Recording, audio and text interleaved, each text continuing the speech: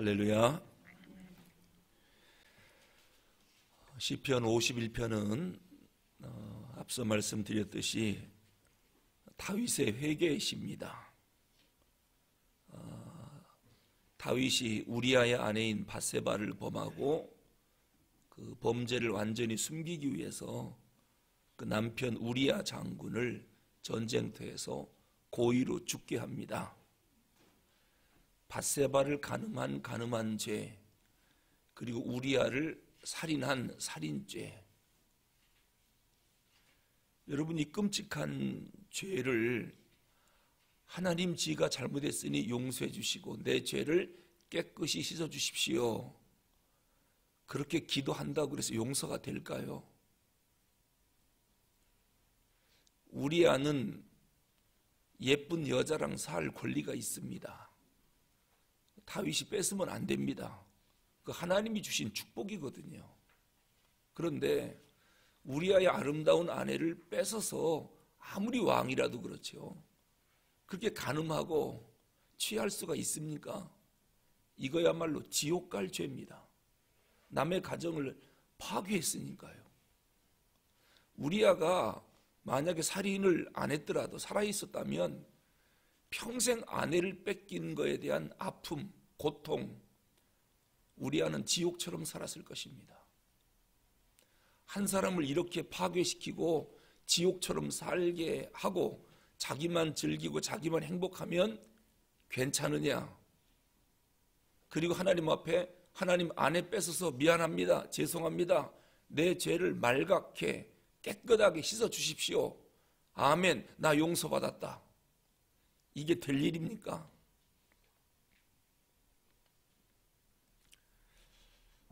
여기서 의심이 생겨요.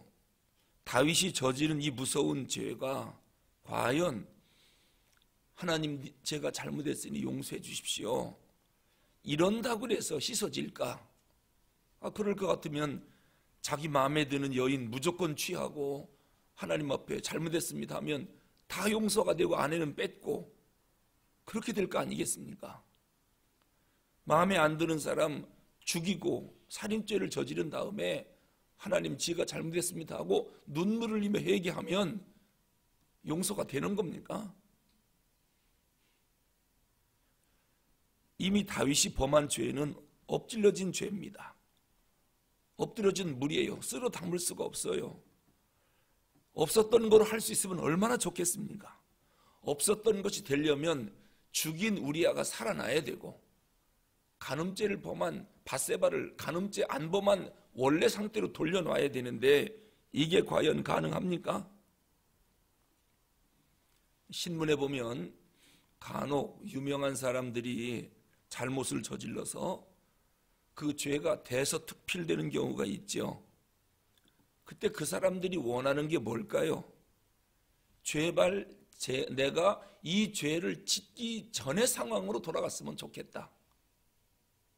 얼마나 그런 간절한 마음이 있겠습니까? 그런데 이미 죄는 저질렀고 만천하에 드러났고 돌이킬 수가 없는 것입니다. 사람들이 죄를 졌을 때도 가장 먼저 생각하는 게 그걸 겁니다. 이거 누가 알면 어떻게 하나? 사람은 숨길 수 있겠죠. 완전 범죄라고 해서 숨길 수도 있을지 모르겠습니다만은 사실 사람에게 알려지는 것보다 더 무서운 게 뭐냐면 하나님께 알려지는 겁니다. 하나님은 우리의 모든 것을 다 보고 듣고 알고 계신데 하나님과의 관계가 더 중요한 것이지, 사람 몇 명 속였다, 내가 죄를 저지르는데 사람들이 모르고 있다, 이것으로 안심할 게 못 되죠. 하나님이 알고 계신데 이게 더 무서운 거 아니겠습니까? 그러니까 죄를 지으면 그냥 사람한테 가서 용서해달라, 요 정도로 그쳐도 안 되죠. 하나님 앞에 가서 하나님과 먼저 해결해야 됩니다. 이것이 죄를 해결할 수 있는 바른 길 아니겠습니까? 하나님께 먼저 용서받고 그리고 사람한테도 가서 용서를 받아야 되겠죠. 근데 사람들 앞에서는 계속 변명하고 설명하고 죄를 좀 벗어나 보려고요. 그러나 하나님 앞에서는 철저히 회개하는 모습을 별로 안 봐요. 이것은 심각한 것입니다. 다윗이 간음죄를 짓고 난 뒤에 나단 선지자가 다윗을 방문하기까지 1년이 지났습니다. 나단 선지자의 책망을 듣고 다윗이 깨닫습니다. 들통났구나. 하나님이 알고 계시구나.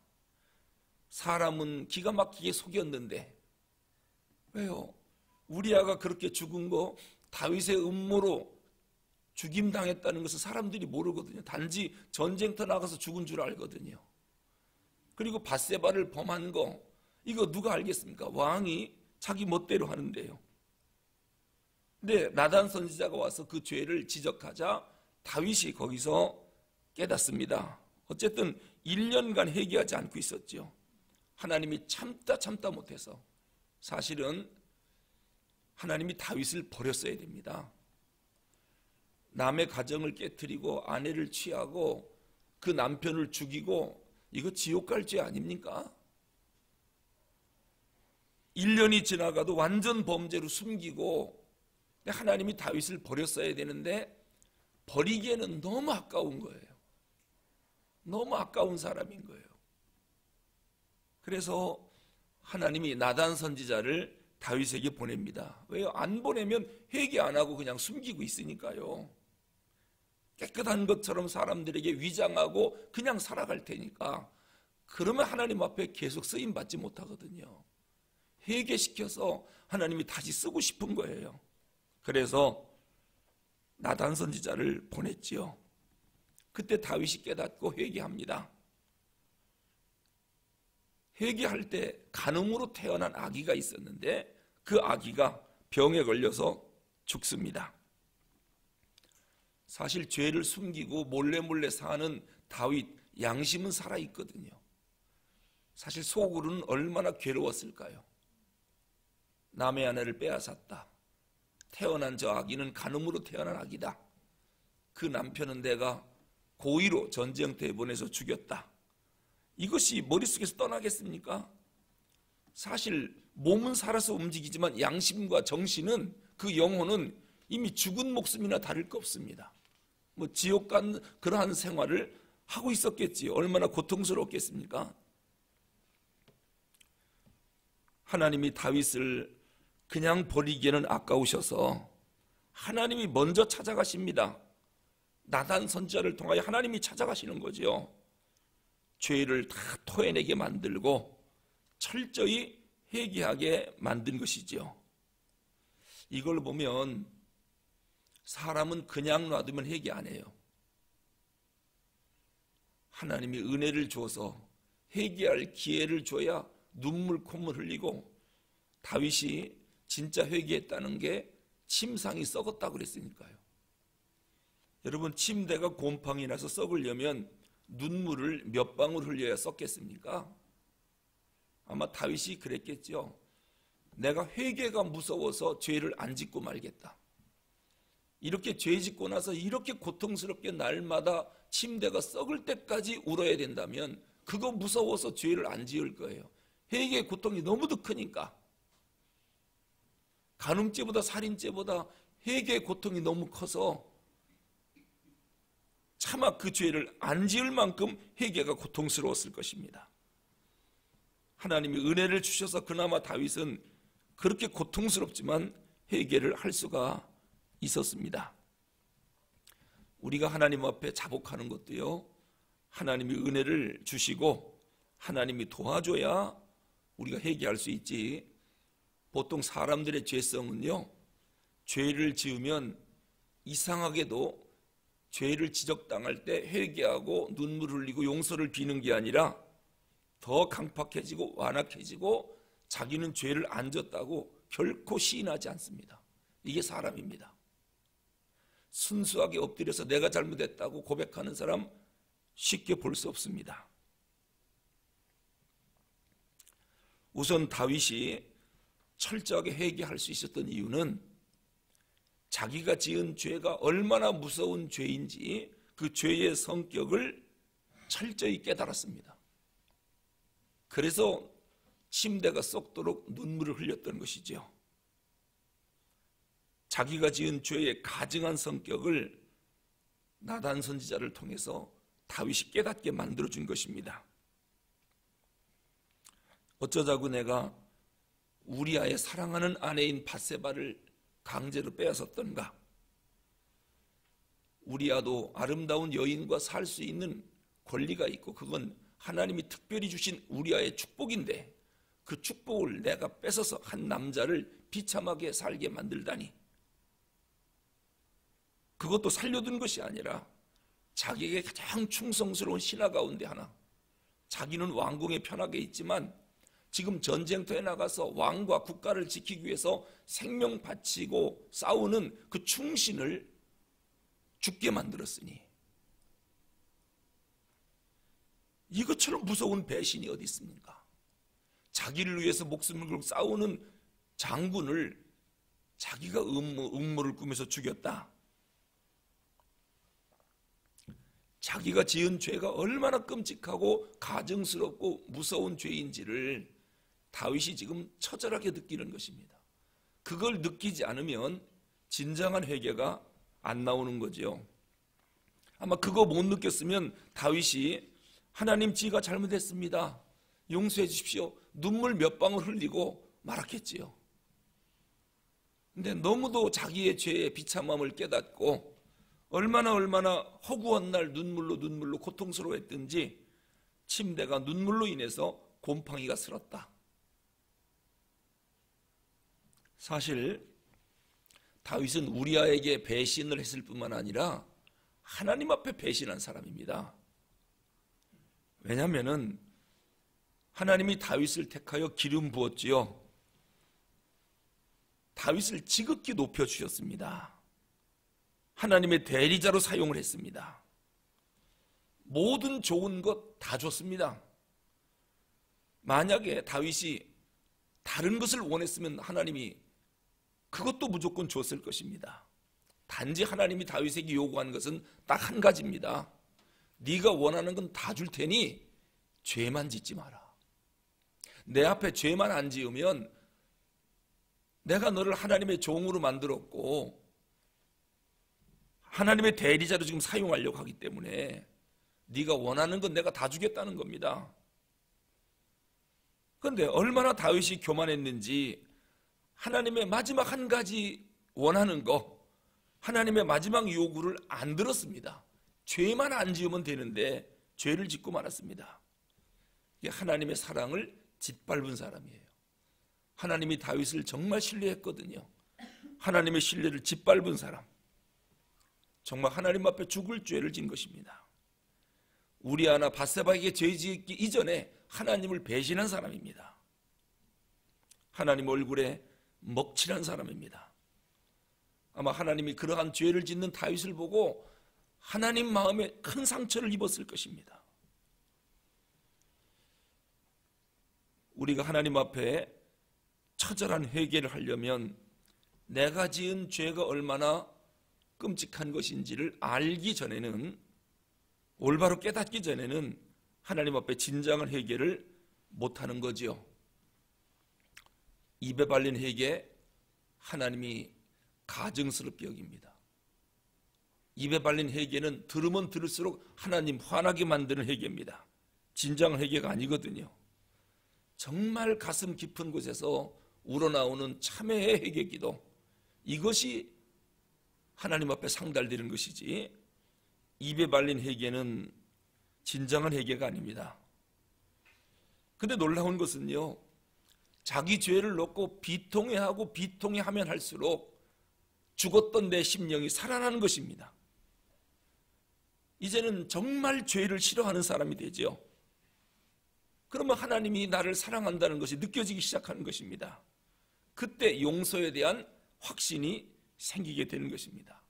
그러니까 진정한 회개가 없으면 하나님의 사랑에 대한 확신도 없어지고 용서에 대한 확신도 안 생기는 겁니다. 우리가 하나님 앞에 회개한다는 게 뭐냐? 내가 지은 죄의 비통함을 깨닫고 정말 마음 깊은 곳에서 눈물로 하나님 앞에 통해 자복하는 것입니다. 특히 나를 믿었던 수많은 사람들에게 아픔을 줬던 것, 그것을 아파하고 이러한 죄를 지은 나 자신에 대해서 다시는 죄 짓지 말아야 되겠다라고 굳게 결심하게 만드는 그런 회개를 해야 하는 것이지요. 그때 이탈했던 궤도에서 정상적인 궤도로 우리가 돌아오는 것입니다. 그렇게 되면 이제 모든 죄를 하나님이 대신 갚아줍니다. 그냥 용서했다고 그냥 없어지는 게 아닙니다. 내가 지은 죄에 대해서 말씀드렸죠. 대통령이 죄인을 사면할 때는 누구를 사면한다 하면 그냥 죄가 용서가 되고 감옥에서 나오는 겁니다. 그럼 그 사람이 지은 죄는 어떻게 되는 겁니까? 아무도 갚는 사람이 없어. 그냥 대통령이 특별 사면으로 용서하면 그거로 끝이에요. 근데 하나님이 사면하는 건 그렇지 않습니다. 하나님이 사면하는 것은 반드시 하나님이 갚습니다. 예를 들어서 끔찍한 죄를 져서 감옥에 갇힌 사람이 있는데 8.15 광복절 대통령 특별 사면으로 풀려났다. 그럼 그 사람은 그걸로 그냥 빨간 줄이 없어지고 죄가 없는 사람이 되는 거예요. 그럼 그 사람이 지은 끔찍한 죄는 누가 갚습니까? 아무도 안 갚아요. 이게 대통령 사면입니다. 그런데 하나님의 사면은 그렇지 않습니다. 하나님이 대신 갚습니다. 그게 누구냐면 예수 그리스도입니다. 예수님을 이 땅에 보내셔서 네가 지은 죄, 네가 죽어야 되지만 내가 너를 특별 사면하지만 너의 죄를 없애기 위해서 예수님을 대신 죽이는 겁니다. 그래서 우리가 용서받는 것은 대통령 사면하고는 틀립니다. 예수님을 죽이는 일을 우리가 한 것입니다. 정말 끔찍한 죄를 진 것이지요. 어떻게 예수님을 죽입니까? 우리가 얼마나 많이 예수님을 죽였습니까? 왜냐하면 내 죄 용서받으려면 예수님이 죽으셔야 되거든요.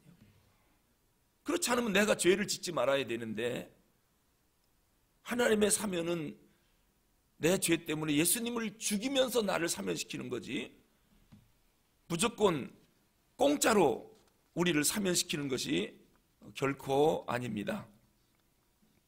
그래서 다윗이 지은 죄 그냥 내가 너를 용서한다 해서 다시 왕으로 세웠지만 다윗의 죄 때문에 예수님이 죽어야 됐습니다. 다윗은 그 죄가 그냥 침상이 썩도록 회개한다고 해서 그냥 없어진 게 아닙니다. 하나님이 거기에 대한 대가를 치른 것입니다. 그래서 다윗의 죄가 없어진 거지 눈물 흘린다고 해서 살인죄, 간음죄가 저절로 없어지는 게 아닙니다.